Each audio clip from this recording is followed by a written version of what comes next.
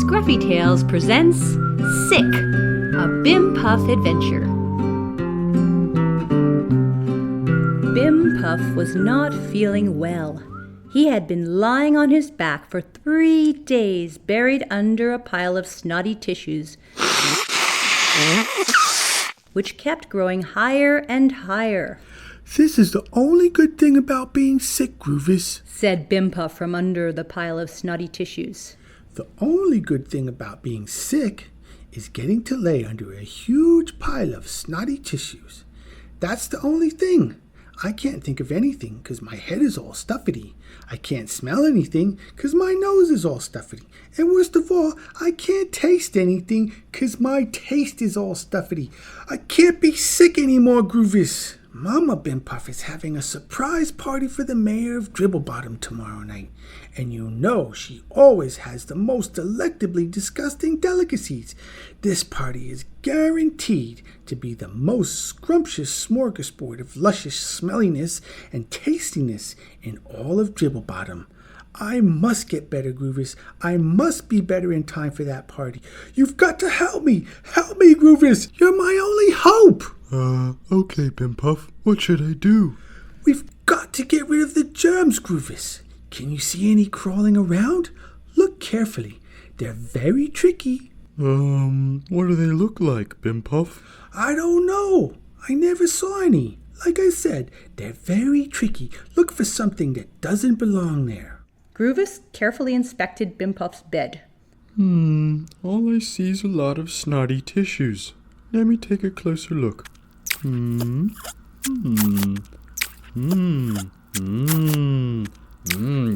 Bim Puff. These are delicious. He licked his nose as he burrowed into the pile of tissues. Hey, what's these? What's these? He licked at some wriggly pink things under the tissue pile. "You silly fluffer-woofer. Hee, those are my toes. Stop. You're tickling." Might be some germs on them. I'd better check.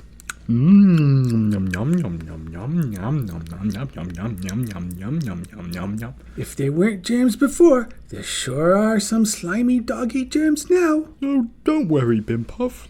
I'm cleaning them for you. "Well, it's not working fast enough, 'cause I feel just as stuffy and puffy as before.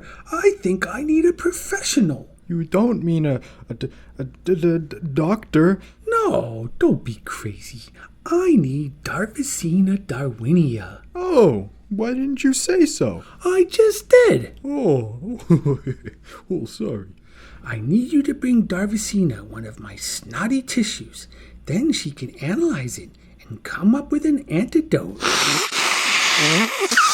Oh, that's brilliant, Bim Puff. You're a genius. "Now, Groovis, that means I have to trust you to bring a message and this tissue to Darvicina. It must arrive there intact. You hear me? That means no eating it."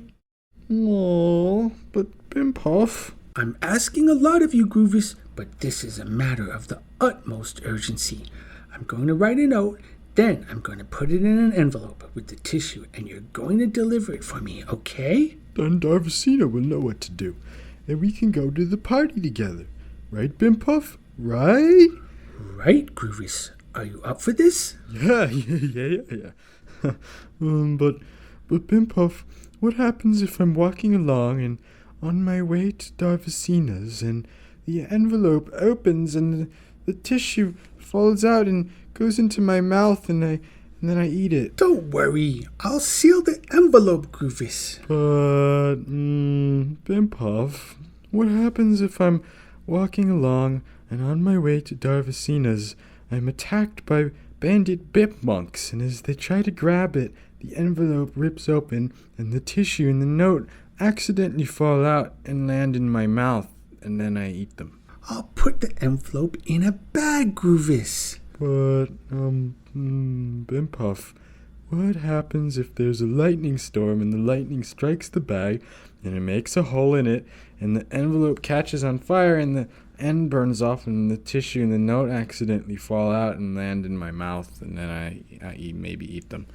"I'll put it in an iron safe box." But, Bimpuff, what happens if I'm not looking where I'm going because I'm chasing a cloud of juicy moogle bugs and I leap up to catch them, but I miss and fall in a lake, and the iron safe box rusts away, and some fish nibble through the bag, and the envelope floats out and opens up in my mouth, and the note floats out and lands in my mouth, and I have no choice but to eat it, and Bimpuff, I can't go through with this. It's too risky. I can't. You can do this, Groovis. You can. No, Bimpuff, no. I don't want to disappoint you, Bimpuff. What if I'm taken captive by secret enemy agents, and to protect us, I have to eat the tissue and the note? I just can't bear this responsibility anymore. It's too much responsibility, Bimpuff. My blood pressure's rising. I'm having palpitations. All right, Groovis, all right. I can see that this is stressing you out. There's another way. I'll just call Darvasina right now. Please, get me my communication can. It's under that pile of dirty clothes. Groovis dozed through the mountain of Bimpuff's dirty clothes, which were moldering away in a corner of the room. He tunneled his way into the middle, and after a few minutes, Bimpuff heard a loud rumbling sound coming out of the pile of clothes. Groovis, did you find it? Groovis, are you okay?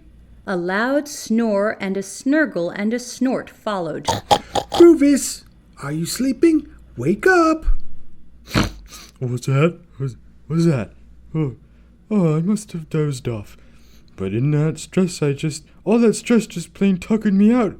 But oh, Bimpuff, I was having the loveliest dream, all about a house made out of slug sauce, stained shirts, and mildewy towels, and mud-filled trousers. And the best part was, I was eating sweaty gym socks. Bimpuff pulled a very damp sock out of Groovis's mouth. I am eating a sweaty gym sock. Oh, dreams do come true. Bimpuff, they really do. Groovis, you were supposed to be looking for the communication can. Oh, how come? Groovis, we need to call Darvasina. Oh, yeah. Let me just look and see. Here it is, under an old boot.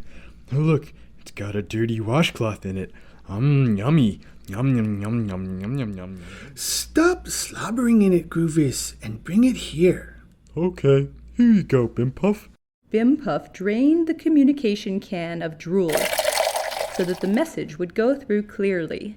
Then he yelled, Darvasina Darwinia, I'm homesick in bed, so I can't come in person. That is why I'm contacting you by communication can. Mama Bimpuff is having a party tomorrow night, so I'm in urgent need of an antidote to cure me of my ailment. You are the best. If you can't help me, no one can, and then I shall probably drown in a sea of sorrow and snotty tissues. Help me, Darvasina Darwinia. Help me! You're my only hope. Hey, I thought I was your only hope. Shh, she's answering. Bimpuff! I'm sorry to hear you've been laid low by a lousy bug. Don't you worry. No, I have a wonderful recipe for jelly jammy germs with ginger jello jambalaya, which is highly effective at turning those annoying illness-inducing ingrates into inactive ingredients, which are, by the way, terribly tasty too. I'll make up a batch. Send Groovis by to pick it up. Yay, Groovis, I'm as good as cured. Yeah. Now be sure you stay on the path, Groovis, and come right back. Don't dawdle in the dumpster. Okay, Bimpuff. Sure you can't come with me? Groovis looked at Bimpuff hopefully. Bimpuff sneezed under his pile of tissues and blew his nose. Sorry, Groovis, I wish I could. But here's a little something for you to nibble on the way. Try to make it last. He gave Groovis the newest additions to his tissue pile. Juicy. And Groovis trotted out the door happily, wagging his tail and nibbling on the tissue. By the time Groovis got to the garbage dumpster, he had already finished the delicious snack Bimpuff had given him. His tummy was still feeling a bit empty. I'll just have a little look. He tried to jump, but his little legs were too short. So he pushed a wooden crate over to the dumpster and put another cardboard box on top. He still couldn't reach, so he found an old bucket and put that on the very top. And then he had a sort of staircase, and he climbed it and looked down. Heaven. Groovis groaned. The dumpster was full of garbage. Eggshells, coffee grinds, rotting broccoli stalks, smelly orange juice containers, potato peelings, and lots of fat, lazy flies. Oh, heaven. Heaven. Groovis sighed and dived into the fray. Ah, the putrefying perfume of peach piddle that's been left out too long in the sun. The scintillating scent of sour milk. The fragile fragrance of a forgotten frog fritter. Oh, joy. Oh, bliss. Oh, lucky day. Groovis rolled and splashed and nibbled and gobbled until there was nothing left but a slight residue at the bottom of the dumpster. Groovis lay there in a semi-coma.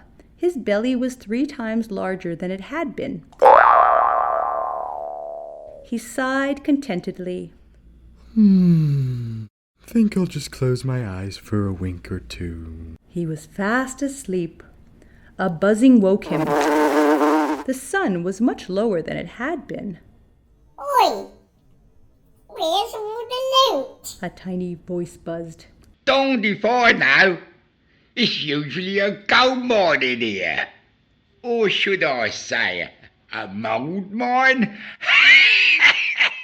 Well, there's no gold or mould. There's just this fat, stinky dog. Well, that's something, innit? Dogs can be quite tasty when they're not trying to eat you. Guess what? I'm the only one doing any eating around here. Groovis snapped, suddenly springing up and catching one of the purple flies buzzing around his nose. Hey, he's still alive. We can't eat him. Oi, he just ain't bleh. No, I'm still here. He ain't Scuttlepot. Oh, you're right. It was Shuttlepot. You flies. You all look the same to me. Well, who asked you anyway?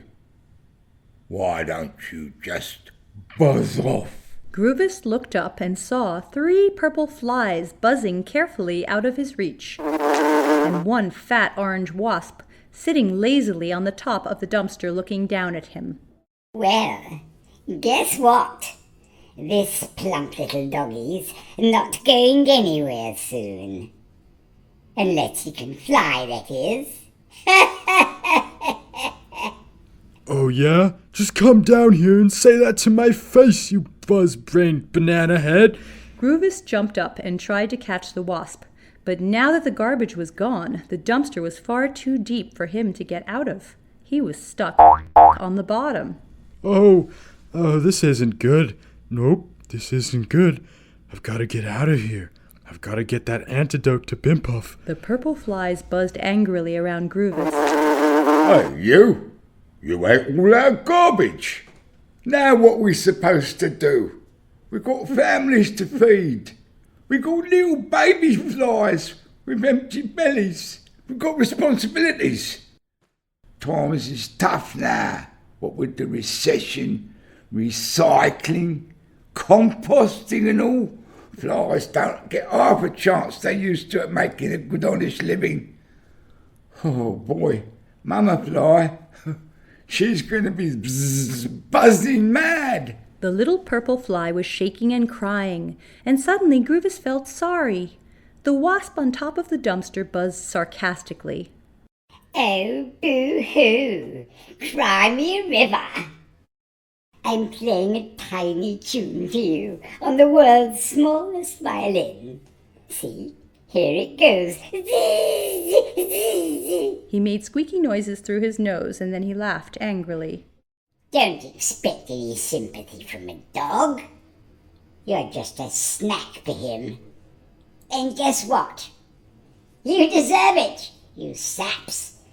If you had a proper stinger like me, no one would be infringing on your territory. But you flies, you haven't got anything. You're the low end of the totem pole. You're the wrong side of the lollipop. You're the stick after the popsicles have been licked. You are nothing. You're less than nothing. You are... The flies never got to hear what the wasp was going to say next, because quicker than a flea's fart, Groovis's tongue sprung out and snatched that wasp right off the top of the dumpster and swallowed him. Gulp. Spicy. Groovis's long tongue slurped and slurped again. A long rope of drool dripped down and made a triumphant puddle around his feet. Groovis burped. A stupendously strong stench wafted up through the stagnant air. The flies fell down on their tiny knees. Oh, dog, you are truly the master. Anyone who can emit puddles of life and a stench that glorious is deserving of our humble reverence. We pledge to give you our lives so that you may continue to exist if destiny demands it. In the meantime, how can we be of service? First of all, I want to say I'm sorry, little fly. Bert, is it? For eating everything. I could have left something. Like, I didn't have to eat that whole pot of okra, although it was so awfully slimy. I suppose I could have left some, and maybe I could have been satisfied with a few dozen rotten eggs instead of the whole crate. Sorry. But I didn't know times were so tough. I'll try to be more considerate and leave some for the little guys next time. Now, quit buzzing and let me think about how to get out of here. We can help you with that, your gloriousness. Bert, use your communication can. Bert produced the tiniest can Groovis had ever seen and buzzed something into it. Lickety-split, quicker than you can say Bimpuff and Groovis love to eat dribbleberry sandwiches. A cloud of purple flies swarmed around Groovis, lifted him up into the air, and landed him gently on the ground on the outside of the dumpster. Oh, thank you! Thank you, kind purple flies. I must think of a way to show you my gratitude. But first, may I ask you one more favor? So the purple flies flew Groovis to Darvasina's tree, and she was very surprised when Groovis told her they weren't for eating, they were for helping. Then they carried Groovis and the antidote back to Bimpuff's house, where he was still feeling very stuffedy and not at all good. The purple flies set Groovis down very gently, and he thanked them ever so much. Bimpuff ate the wonderful jelly germ jambalaya that Darvasina had made for him and felt better immediately. Then he and Groovis invited all the flies to Mama Bimpuff's surprise party for the mayor the next evening. The party was a great success. Everyone was very surprised, especially Mama Bimpuff. One thing that wasn't a surprise. Just as Bimpuff had predicted, Mama Bimpuff's party provided the most delectably disgusting delicacies and scrumptious smorgasbord of luscious smelliness and tastiness, and was enjoyed by all of Dribblebottom, especially Bimpuff and Groovis.